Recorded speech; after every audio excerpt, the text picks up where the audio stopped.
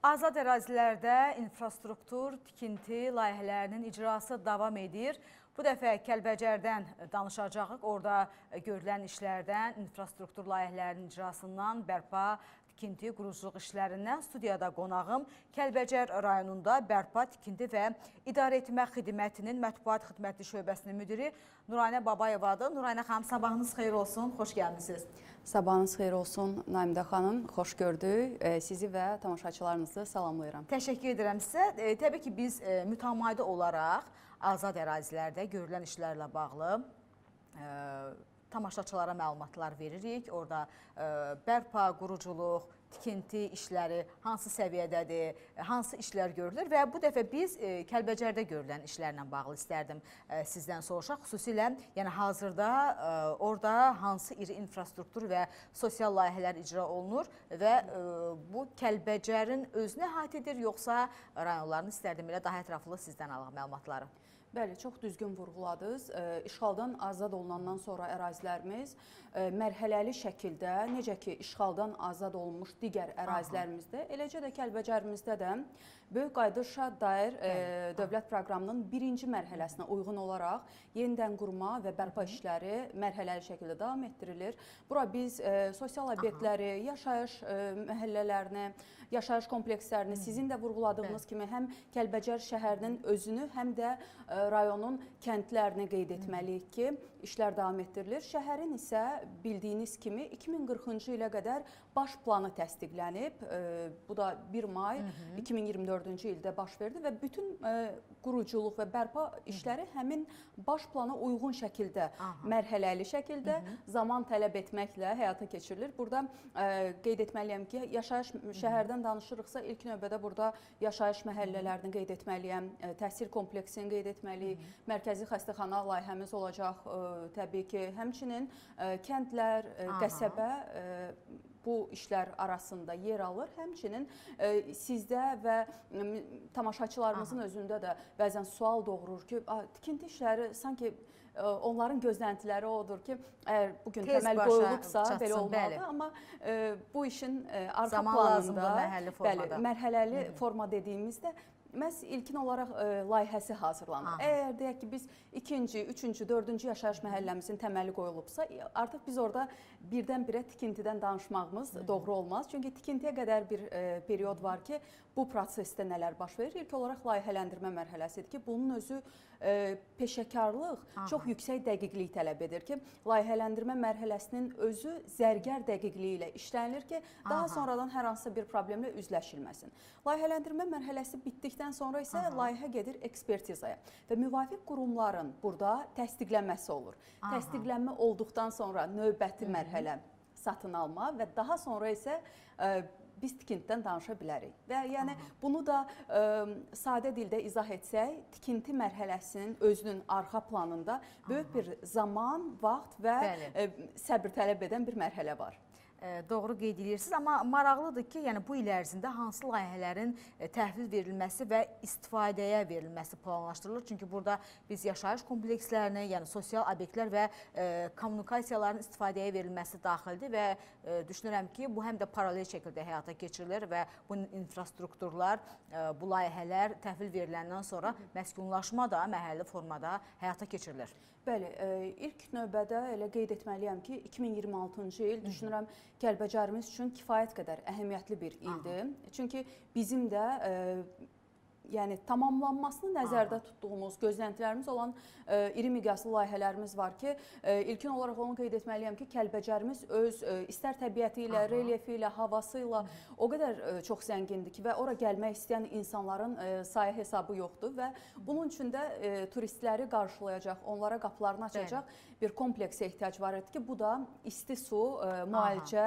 və istirahət kompleksimizdir ki, bu ilin sonuna qədər düşünürük ki, artıq qonaqlarının üzünə qapılarını açacaq. Bu kompleks sanatoriya, müalicə və kurort tipli olmaqla yanaşı həm də burada koteclər olacaq, otelin inzibati binası, restoranlar və Bu müalicəvi vannalar da təbii ki, öz yerində burada gəlib istirahət edən qonaqların xidmətində olacaq. Həmçinin təhsil məsələsində, təhsil infrastrukturundan danışırıqsa, ən gözəl deyərdim ki, Qarabağın və Şərqi Zəngəzurun ən gözəl layihələrindən biri məhz Kəlbəcər şəhər təhsil kompleksi olacaq ki, o da bu il düşünürük ki, il sonuna qədər artıq şagirdlər bəlkə də bu ilin sonu növbəti tədris ilində yeni məktəblərində tədris ilinə davam etdirəcəklər, başlayacaqlar. Bu təhsil kompleksi haqqında da onu deyə bilərəm ki, 528 şagird üçün nəzərdə tutulan məktəb layihəsi var daxilində. Həmçinin 80 yerli uşaq bağçası,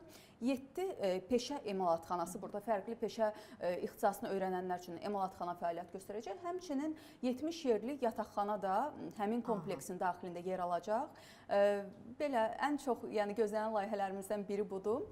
Digər mövzu isə, əgər siz qeyd elədiyiniz kimi yaşayış məntəqələrindən danışırıqsa, burada Zar kəndini də vurğulamalıyıq ki, orada da əslində biz şəhərdə görülən işlərlə bağlı danışdıq və siz həm o turizm obyektlərində qeyd elədiniz, xarici turistlərin də Kəlbəcərə gəlməsi üçün hansı işlər görüləcək və turistlərin də marağına hansı işlər səbəb olacaq, bunları qeyd elədiniz.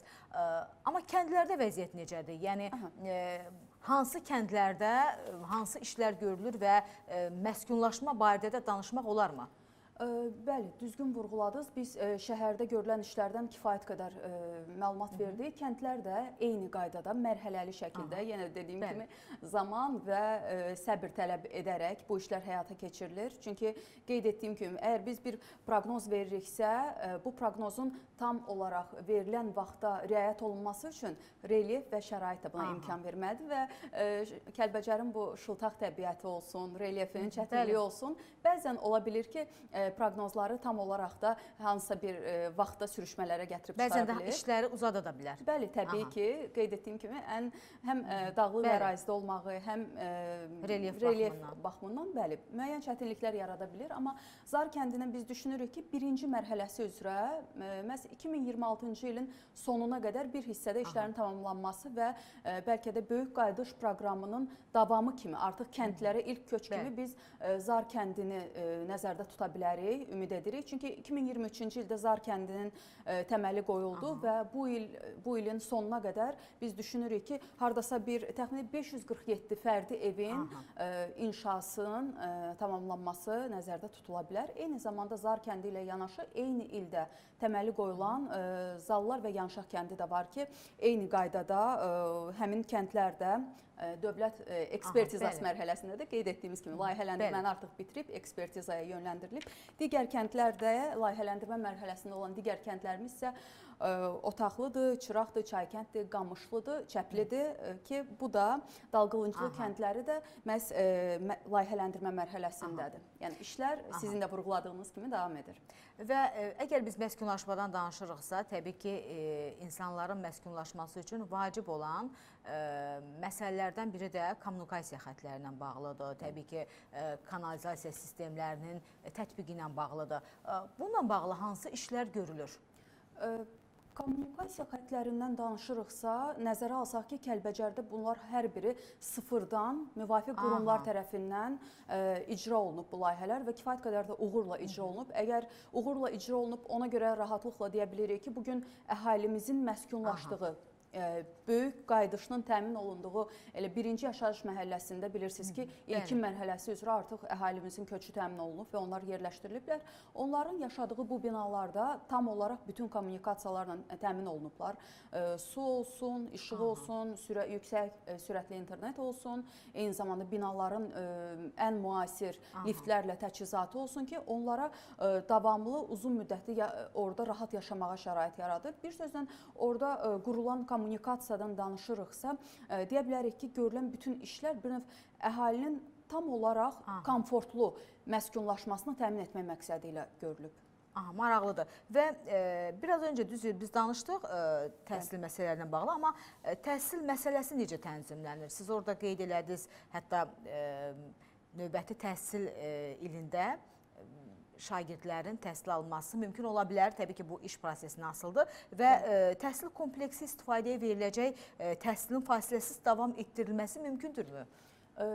Bəli, hazırda da elə bu ilin sentyabrın 15-dən, bilik günündən etibarən bizim uşaqlar, şagirdlərimiz fərqli siniflər üzrə öz təhsillərinə davam etdirirlər. Sentyabrın 15-dən bilik günündə Respublikanın digər ərazilərində olduğu kimi Kəlbəcərdə də onlar öz təhsil həyatlarına davam edirlər. Bunun üçün bizim orada modul tipli məktəbimiz var ki, sizin də qeyd etdiyiniz kimi təhsildə hər hansı bir fasilənin yaranmaması üçündür bu və bu modul tipli məktəbimiz də elə bir sayılı tam orta məktəbdir ki, Bəhmən Cəfərovun adını daşıyır. Uşaqlarımız çox aktivdirlər. İstər dərsləri ilə bağlı, təbii ki, onların müəllimləri daha yaxşı onlarla bağlı rəy verə bilər, amma deyə bilərəm ki, ərazidə təşkil olunan bütün tədbirlərimizdə sosial aktivdirlər və çox canla başla uşaqların da bu aktivliyi, fəaliyyəti bizi çox sevindirir.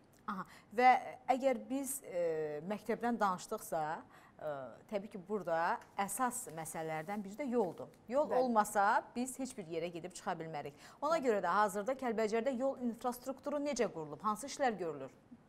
Çox düzgün vurğuladınız. Xüsusən Kəlbəcər üçün yolun nə qədər əhəmiyyətli olduğunu mən düşünürəm ki, Cənab Prezidentin yerli mediaya verdiyi müsahibədə də öz dilindən də eşitdik ki, ən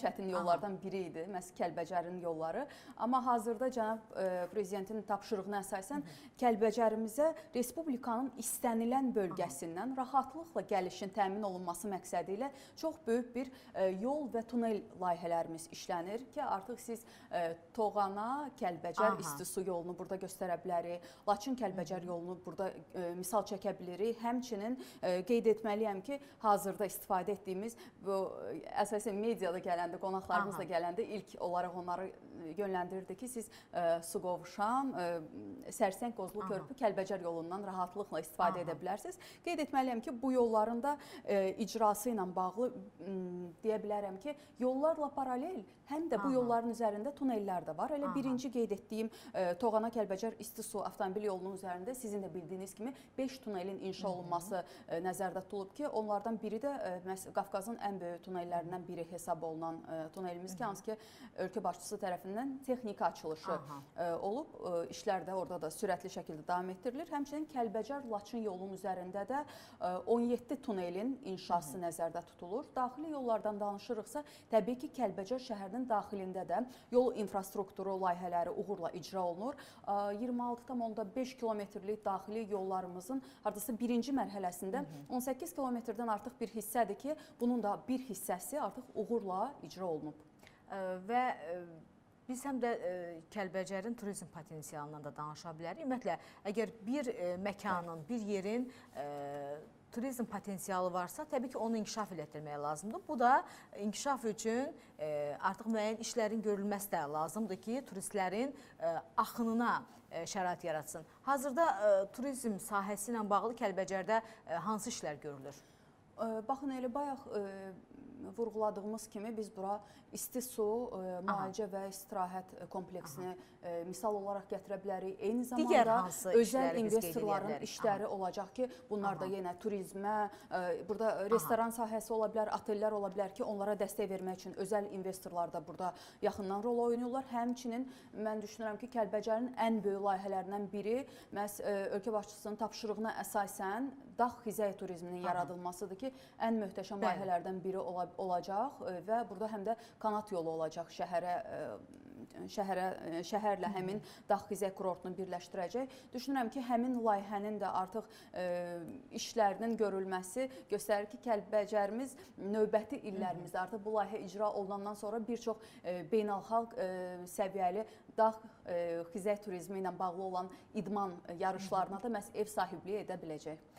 Çox yaxşı və biz məskunlaşmadan danışırıq, həm də qayıdışdan danışırıq. Çünki bu mərhələli və sürətli həyata keçirilir. Maraqlıdır ki, məskunlaşan insanlar arasında işlə təmin olunanlar varmı? Məhz işlə bağlı da sizə, yəni sizin belə deyək, xidmətə müraciət edənlər olurmu? Siz onlara hər hansı bir dəstək göstərə bilirsinizmi? Bəli, Mən düşünürəm ki, bizim ərazimizdə yerləşən əhalimiz, məskunlaşan, böyük qayıdışı təmin olunan əhalimizin arasında çoxluq işi, yəni rəsmi işi və gəliri olan əhalimizdir. Təqaüdçülər də təbii ki arasında var, amma sizin də qeyd elədiyiniz kimi bizim birbaşa olaraq işlə təmin etmək kimi bir funksiyamız yoxdur, amma biz təbii ki dəstək oluruq. Ərazidə Dövlət Məşğulluq Agentliyinin də bir modul tipli müəssisəsi xidmət göstərir əhaliyə lazım olan məsələlərdə. Təbii ki biz də hər zaman dəstək olmağa çalışırıq, çünki bizim əhali ilə münasibətlərimiz də artıq elə qurulub ki, çox rahatlıqla onlarla istər marketdə, istər küçədə, istər həyətdə, məhəllələrində rastlaşanda ünsiyyətdə oluruq. Hər hansı bir çətinlikləri falan varsa biz təbii ki də bunları nəzarətdə saxlayırıq, diqqətdə saxlayırıq. Amma qeyd etdiyim kimi birbaşa məşğulluqla bağlı olan məsələlər müvafiq qurumların öhdəliyindədir. Maraqlıdır. Bəs sakinlərin uyğunlaşma dövrü haqqında nə deyə bilərik? Yəni adaptasiya olma prosesi uzun çəkir yoxsa qısa?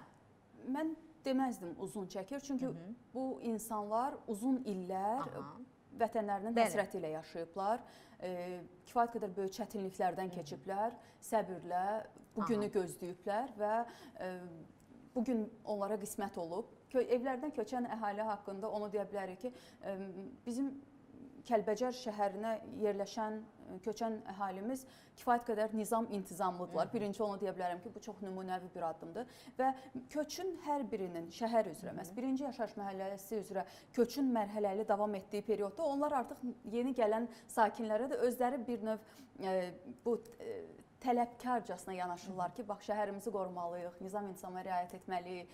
Avtomobillər üçün bir parking hissəsi yaradılıb ki, tövsiyə olunur ki, hər kəs avtomobilini orada saxlasın və yaxud iməcliklər keçirilir. Daha sonra əhalimiz kifayət qədər aktivdir. Mən deyərdim ki, bizim istər sosial xarakterli layihələrimizdə, istər şəhər günü tədbirimiz keçirilib, festivallarımız keçirilib ərazidə bu bir il ərzində ki, həmin tədbirlərin təşkilində də bizim əhalimiz çox sağ olsun ki, həm yaxından iştirak ediblər, həm dəstək olublar. Məncə bu sualın cavabını kifayət qədər əhatə edir. Təşəkkür edirəm və son olaraq soruşmaq istəyirəm. Ümumiyyətlə, insanlara orada hansı xidmətlər təqdim olunur? Bəli, insanların həyatını rahatlaşdırmaq üçün, onlara suallarına cavab tapmaq üçün ilkin olaraq qeyd etməliyəm ki, yaşayış sahəsindən əlavə ora yaxın bir hissədə qeyri-yaşayış obyektləri var ki, burada kənd məhsullarının satışını təmin edən məntəqə var, aptek var, mağaza var və digər bu tip onların ilkin ehtiyaclarını ödəmək üçün qeyri-yaşayış obyektləri fəaliyyət göstərir. Həmçinin dövlət xidmətlərindən danışırıqsa, ərazidə Azərpoçt, eyni zamanda Dövlət Məşğulluq Agentliyi, bayaq da qeyd etdiyim kimi, Dost Xidməti, Aztelekom və əmlak məsələləri ilə bağlı da sualları olarsa, təbii ki, onlar da modul tipli məntəqələrdə də belə olsa, onlara xidmət edirlər və çalışırlar ki, əhalinin suallarını cavablandırsınlar. Təşəkkür edirəm sizə Nuraynə xanım. Təbii ki, işlərinizdə uğurlar arzulayırıq və icra olunan layihələrin də təbii ki, hələ bunlar davamlıdır və məskunlaşma da davam edir və bütün bu işlərlə bağlı biz sizə uğurlar arzulayırıq. Təşəkkür edirəm sizə bir daha. Çox sağ olun. Çox sağ olun. Mən sizə təşəkkür edirəm. Real TV-yə isə işğaldan azad olmuş ərazilərə göstərdiyi diqqətə görə, daim orada olan işləri ictimaiyyətə çatdırdığına görə minnətdarlığımı bildirirəm. Çox sağ olun. Bir daha xatırladım ki, qonağım Kəlbəcər rayonunda Bərpa, Tikinti və İdarəetmə Xidmətinin Mətbuat Xidməti şöbəsinin müdiri Nuraynə Babayeva idi.